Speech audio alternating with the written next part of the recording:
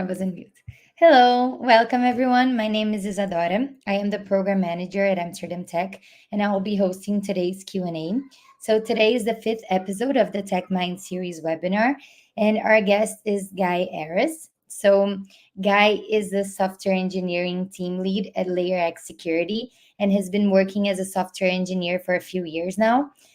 He also writes about various topics. Some are technical and others not. So go check him out on Medium as well. And today we're going to be talking about what makes a great software engineer. So welcome. How are you doing? Thank you so much. Doing great. Thank you. Good. I'm glad. So I guess we can start with the questions. I'll jump right into the first question, which is so assessing performance can be challenging in the tech industry. So, what are some effective ways for software engineers to measure their progress and ensure they're on the right track for growth and improvement? Great. So that's definitely a great question. It's not trivial. So I'll start with the trivial solutions and then move on to more complicated options. So first, a prerequisite. In case you're still a student, try to get involved in a real project. Now, that might not be easy, but sometimes jobs allow you to get internships or maybe even side projects or part-time jobs, and it's really really different working on a personal project versus working on something real. It really helps you get in the rhythm. So real product with customers, product managers, it's a whole different ballgame. So that'll definitely help you understand where you're from, where you are, compared to a personal project. Now, once you're in your role, once you do land a job, and you will, my best piece of advice would be to talk to your manager about it. Now, that said, most of the engineers on my team never talk to me about their career goals. I have to really put in my efforts to convince them to talk about it. Now, not all managers will do that, as it's a lot of work. But it is much easier for a manager to help you if you come to them and tell them, hey, please give me feedback. How am I doing? Am I doing great? What are my weak spots? Those are really useful questions to ask. They may sound trivial, but unless you ask them, your manager might not tell you until it's too late.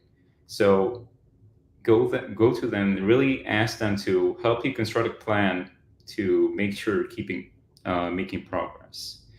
Now, you also need to measure your own progress, right? So a manager can be really helpful, and some of them might really turn out to be great mentors. I had a great mentor as my first manager, really helped me get the hang of things much quicker compared to other teammates who didn't have a mentor. So it's really useful, but you still have to do your own progress, your own work. And that has to do a lot with self reflection, which we'll cover in the next questions. But a few good questions to continuously ask yourself are you being challenged? It's okay to do routine tasks. There are a lot of them. Not everything is super flashy and interesting. That's okay. But if you can't think of a project to make you actually think, sit down and think about it through in the past month or even quarter, it's time to ask yourself why. Now, why aren't you doing interesting projects? There are a few possible reasons for that. One of them is you're just not ready. So if you're just beginning your career and you're in your first month or even year or two of work, you probably wouldn't get the most complicated projects, and that's okay. You need to earn that. You need to continuously learn, and with time, you'll be giving more complicated projects. So that's fine. However, if you are ready and you feel like you should be getting more interesting projects, it might be hard to admit, but you ask yourself, are you doing a good job with the routine tasks?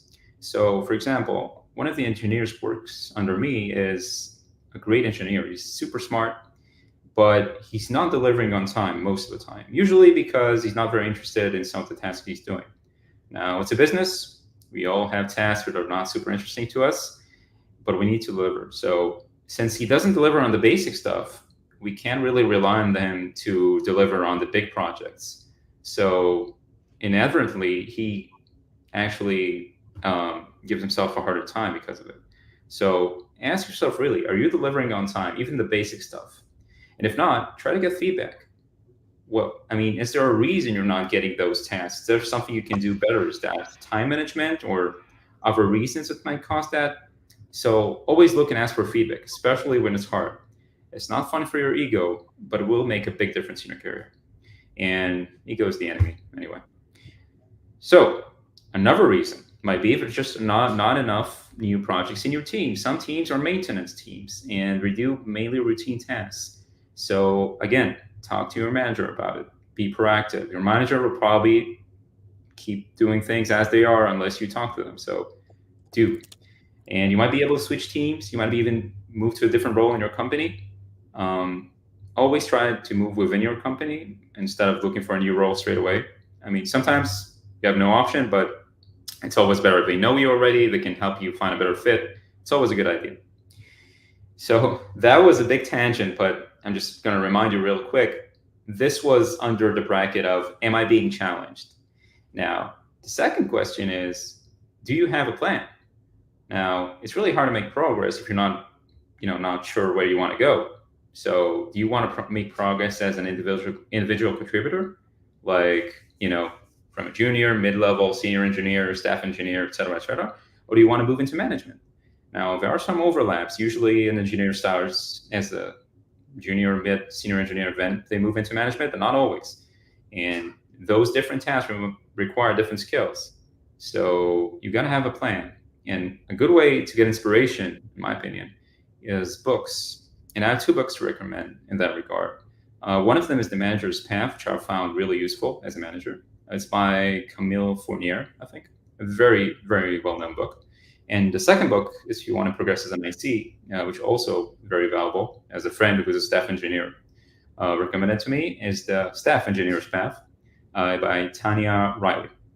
So both great books, and they help you really understand first how managers and ICs think, and how that progression might look like from really junior engineer until the higher levels.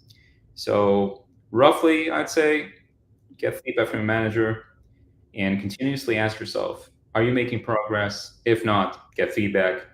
If not, and you're not getting feedback, try to look maybe for a different team. And again, worst case, this role or company might not be a good fit, but again, that's probably the last option. So I think that's about it for this one. And like when being proactive, like speaking to your managers and asking feedback, do you think how many feedback, I think like a year, would you recommend? I don't know, talk to your manager.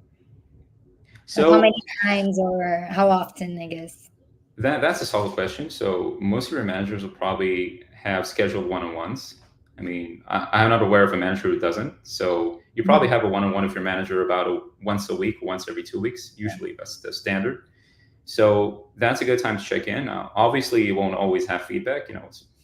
We're doing the same task for a week, probably won't have any considerable feedback. But yeah, try to actually ask for it. So because some managers, it's not super comfortable to come to a person and say like, "Hey, you're not doing a great job." But if the person asks for it, sometimes the manager says, "Okay, they actually ask for it. I got to tell them something," which might open up a conversation and be useful. So always be proactive. It's tough.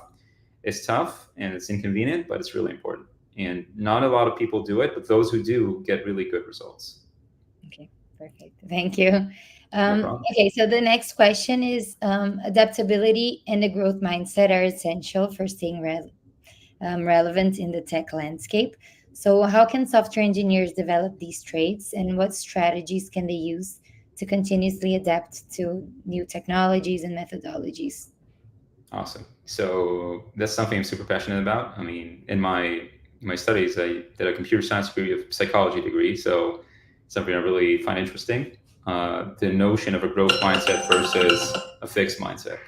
Now, again, probably my best recommendation, I also like books, is the book Mindset by Carl Dweck. It's probably the best well-known book about mindset and growth mindset in particular, but since books are long, I'm going to still describe it in a nutshell.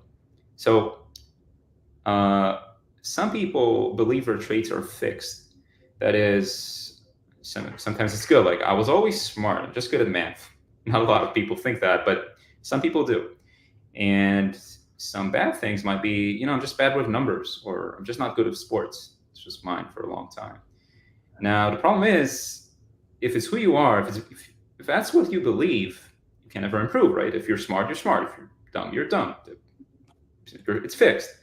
Now, the sneaky thing here is, even if you believe something good about yourself, like you believe you're smart, research finds that kids who are being told they're smart from a young age tend to avoid contradicting that query. So a kid who's being told he's smart will probably avoid challenges because they might contradict his notion of being smart, which obviously leads to subpar performance, right? Because they would never challenge themselves and eventually won't fulfill their potentials. So because of that, it ends up ruining progress. So that's a fixed mindset. Even if it's the good things, it will hinder your progress. If it's bad things, obviously, right? If you think you're bad at math and you never go to university because of that, it's obvious. Now, a growth mindset is a whole different ballgame. It's about understanding brain plasticity. Now, you can improve at pretty much anything. Now, that's it. You probably won't become an Olympian at everything, okay? Some people are blessed with genetic capabilities and some are not. But you can get better, even much better, at a lot of things. And that's a good mindset to have at work. And that's the notion of a growth mindset.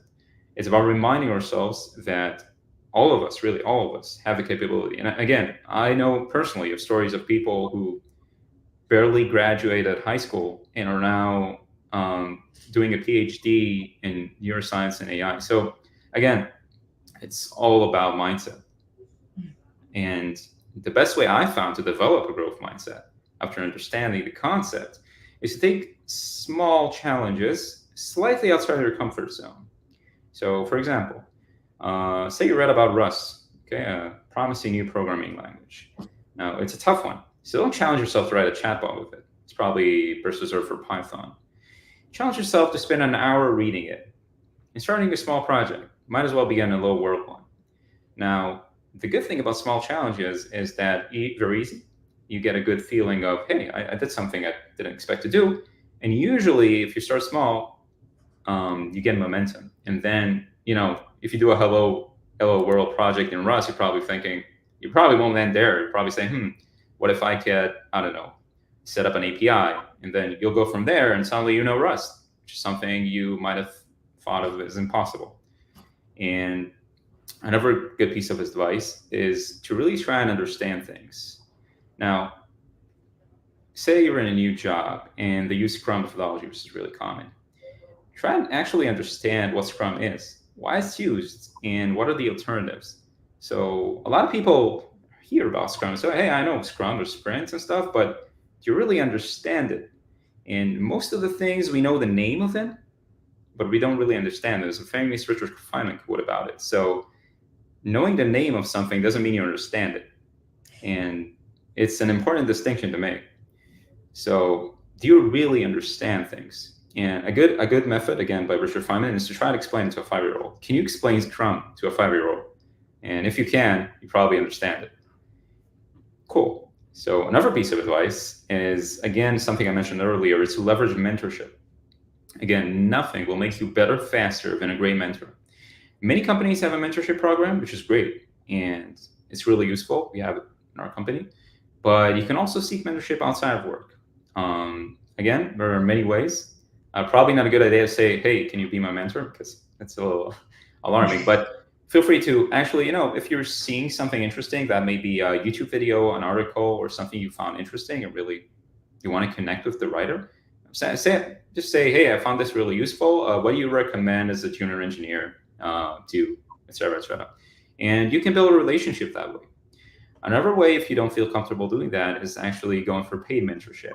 And very few. If you Google them, you just software engineer mentorship or something along those lines, you'll find. I know there are about 3 or 4 ones. And that's another option. And again, I would definitely go this route, especially if you're on just beginning, because it really makes a great difference. And I personally see the difference between people who had mentors at the beginning of their path and people who didn't. And it's a world of a difference. Now, my third piece of advice, verse 3, is to remember this one truth. Everything is easy once you understand it. Now, in my career so far, I stumbled upon a lot of stuff that I didn't understand and seemed like dark magic, especially DevOps for that matter. But eventually, after a lot of work, that didn't come easy, it started to make sense. Now, even things I thought are totally dark magic, like DevOps and Kubernetes and stuff that sounds super complicated, once you understand them, it all seems simple because eventually people spend a lot of time trying to figure out how to make this simple and intuitive. It was for them. So it's just a matter of getting the prerequisites right. And once you understand things, we're all easy. So you got to remember this, and it sounds simple, but it'll really make a huge difference. Everything is easy once you understand it. Cool. Yeah. Yeah, I need to remember that as well. Okay, so taking initiative and challenging the status quo are important for driving innovation. And how can software engineers cultivate a mindset that encourages initiative? And what are some practical ways they can contribute to innovation within their teams or organization? Cool. So, in a few words, be curious but respectful. I'll start with a story. We have a great engineer in my company who's very experienced. He has probably 30 years of experience. He's super smart, but he tends to start fires over small issues because he doesn't look things too deeply, and it pisses people off. So it's great, and he has a lot of good stuff he says, which is useful. But it's really important to be respectful, especially when you're new to the code base and you come like, hey, what is this crap you're doing? So usually there's a reason. Now that reason might not be good. That reason might not be relevant. If you're coming to a code base, usually it's a few years old and things might have made sense a few years ago. Now they don't. So always be respectful, but stay curious because we had a few examples of people new to the code base who came and asked, why do you do this? And sometimes we had good answers, sometimes we didn't. And it actually led to a few improvements in our databases and backend services. So, and those people were rewarded for that. So definitely be curious, definitely ask questions, respectfully though. And another tip in that matter, so try to do the work. So if you're finding something, try to really spend some time understanding it and really making sure you understand the whole picture. So a lot of people find stuff and it don't really make sense, and we don't talk to people about it, and they say, hey, this doesn't make sense. But if they dig a little further, they understand a few other connections and caveats, and then figure out it's not an issue. But again, don't be afraid to be curious and ask questions. It's always a good idea as long as you're respectful. So that's that. Now, that's regarding code and actually, things you can improve in your databases, backend, etc. But you can also innovate processes. So, for example, I work in a startup, and we didn't have a process to handle bugs. I mean, yeah, we open tickets in Jira or whatever is a ticket management platform, but it took time to respond. And many engineers didn't notice them because engineers apparently don't like working with Jira or email, they like Slack. So I suggested, hey, why don't we have a Slack channel for that? So yeah, we still have tickets. We have, everything is documented, all good. Product manager's happy. But if we have something which is really urgent or even really small, why don't you just, Slack about it? Engineers, they look at Slack anyway in their breaks. And it really led to really quick bug resolution and good for conversation. Sometimes we figure out a bug. It's not a bug, it's a feature. But it's really useful. And again, it's a simple process. Just saw something, suggested an option based on the psychology of engineers, and it worked. It was really useful. So again, innovation might not just be code; it might be processes, and processes are really important. So that's that. And another way to innovate is to read widely. Again, books, but it might also be articles. Obviously, books are great and are more in depth, but articles are usually more recent and talk about more recent innovations.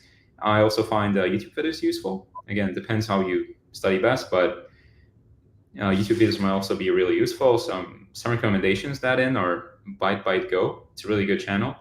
We go in depth on a lot of things. Fireship, which is really familiar. It's more entertainment, but that person still talks about a lot of interesting things. So I'll still give it a watch. At least it's interesting. And these channels, articles, etc., will give you exposure to new ideas in your realm, which will be relevant to your work. And I even have an example. So I also read in Medium, and I read a great article about using UUID v7. So UUID, so usually an ID for various things, usually totally random because you don't want it to be predictable. So cybersecurity threats, etc. And that UID v7 is not totally random. It's random enough, but it also includes the event time. Now, implementation is negligible. It's probably like, I don't know, an hour of work, but it's sped up our database by 50%. It's super, super impactful, and it's just something I read. It's like, hey, you can do that, and we start implementing it, and it's useful. So again, you can read something which sounds cool, suggest it, and it might just make a really big difference in production. So definitely a good idea. Yeah, I think reading is also part of the be curious tip, right? Totally. Yeah. Totally, totally. And again, reading is great, but if you don't like digesting information in text, YouTube videos, we have YouTube videos about anything, Udemy, etc. Definitely leverage that. Whatever makes sense for you, whatever you find useful. Yeah. Perfect. And then for the last question, I think also it's going back a little bit to your answer for the first question, is self reflection and deliberate practice are key to personal and professional growth. So, can you share some of these techniques that have been particularly effective for you and your team? Sure. So something I've been doing for a while, and also recommend my engineers do. Now, not all of them do it, but some of them do, since it's tough. Is the daily reflection. Mm. So it's really powerful, but not trivial to do. It should only take a few minutes, and it's best if you do it at the end of your workday. Simply ask yourself a few questions. A few examples might be, what went well today? So, it's always good to remember the positive stuff. And then what didn't go so well and why? I mean, maybe that could be, I spent a little too much time on that task. I was a little distracted today. And maybe that says, hey, maybe I should, I don't know, a lot of people come to the office on Tuesdays. Maybe I should work from home so I could get more job done. Yeah, it's another option. And actually, what can you do about it? So the good stuff, less good stuff, and action steps. It should take a few minutes. And it's really useful if you do it day by day because you just don't remember things after a week or more. And in case you can't do that, the weekly reflection is the next best thing. Same idea, you can go more in depth. It's a little hard because you don't remember everything, but it's still really good. And you can get a high level overview, or are you making progress in our goals? So did you do anything that stretch you? And did the past week have any tasks that actually you actually found hard and you learned from them or not? And that relates to other things we talked about in the past, which is always to try and gauge where you are. Are you Mm. making progress? Are you taking interesting projects or not? Are you doing routine tasks or not? And using these reflections, you can devise a plan to improve your weak spots. So a very common thing I see, especially with junior engineers, I was one like that as well, is being a little too reckless. So you want to deliver quickly. So you skimp on testing your code, you brush it off, and you end up introducing totally preventable bugs again and again. And again, you're delivering fast, but not of great quality. And the solution is to always remind yourself, hey, I need to slow down. And sometimes slowing down really helps you speed up. It's an important phrase to remember. Definitely told this myself a few times. And just really quickly, I found checklists really useful. So if you find that you do things like repeated errors, like again being a little reckless, or forgetting to add tests, or forgetting to re-review your PR before sending it, it's great to have a checklist. Doctors use them, pilots use them. You could use checklists as well. And real quick, I can go about a checklist I have, which is usually always plan. So when you want to implement a feature real fast, you say, yeah, I know what I want to do. But even if you spend like a minute, just a minute planning it, you always come up with new things you forget. So always plan, just step one. And obviously, if there's a design, you already have a plan, but always plan, include a test plan, which is also something we forget. If you think about it through before you implement, you tend to have remember edge cases better. Implement test the code manually, always a good thing. So you might add automation tests, depends on if you have QA or not, but always validate your code manually. A lot of people say, hey, I wrote tests, the code works, but usually your code affects a few other systems, a few other backend services, etc. It's always good to check the end-to-end flow. Obviously, if you have automation for that, that's great. But if you don't, always do a manual sanity test and prepare your PR. And that's another cool step. Review your PR yourself before you send it to your peers. So a lot of times, you prepare a PR, you think you're through because you looked at your code for a few hours or days, and then you send it to someone and say like, hey, well, what are all those debug logs? What are those comments? And what are those dead pieces of code? And if you stop, grab a cup of coffee, and come back to your PR a few minutes later, you see it, you go through it again, and then you send it to your peers. It usually is much, much, much more effective. Yeah. Something that we do also at Amsterdam Tech with the students and also with the staff is these stand-ups, which is like the daily reports that you said. We do it every 2 weeks. Like, what are your blockers? What did you do this week? How did you do it? What are you doing next week? So this is also good to keep on track. And Yeah, 1%. Again, we have it as in Scrum. We have retro meetings and dailies, etc. But often these processes, it's very hard to do them well, and a lot of people just want to go through them. So it's also good to have a process by yourself. yeah, So yeah. I think that's it for my side, for my questions. Do you have anything you want to add? it's a good question.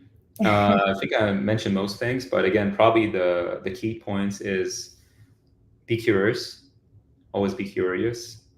Read widely, read or watch videos, again, whatever works for you, and don't be afraid to innovate respectfully. And remember that final phase, which I remind to myself as well. Everything is easy once you understand it, and you can understand pretty much anything with enough work and the right guidance. So don't give up. Again, the fixed mindset doesn't work. It's not truth. And if you believe you can do it, you usually can. Again, you might not be Olympian, you might not be the best software engineer in the world, but you can get much better. And that's something you should remember. Okay. And then other two key points as well that I remembered is find a good mentor and also ask for feedback. So Yeah, 1%. 1%. Feedback. Again, sometimes your manager will give you feedback, but my experience is people don't ask for feedback, and managers don't like to give feedback because sometimes they find it offensive. They don't want to hurt anyone. But if you ask for feedback, you will probably get it, and you'll be better off. okay, perfect. Okay, then thank you so much, Guy, for coming and giving us Thank you tips. for having me. Thank you so Thank much, and you. good luck, everyone. Nice to see you. Bye. Thank you. Bye bye.